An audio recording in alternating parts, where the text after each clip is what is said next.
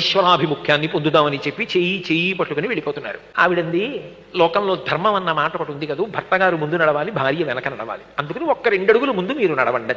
ఆయన నడుస్తున్నాడు, వెనక ఆమె నడుస్తోంది. ఆయన నడిచి వెడుతుండగా ఆయనకు ఓ బంగారు గొలుసు ఒకటి అక్కడ కనపడింది.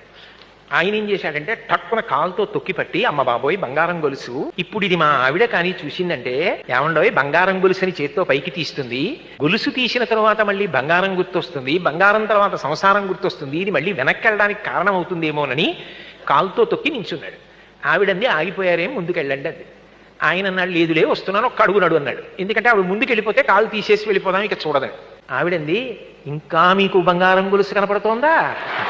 కలిసి నడిచినా, ఆయన ముందు నడిచినా, ఆమె 2 అడుగులు వెనక నడిచినా ఎవరు పండుతున్నారు? ఆ పండడం చేత కానప్పుడు ఇంకా ఆవిడ మీద అనుమానం. నిజానికి ఆవిడే పండుతున్న ఆయన కాదు. ప్రస్థానం ఇద్దరు సమానంగా చెయ్యగలగాలి, లోపల సమానంగా పండాలి. అందుకు పరిణయం.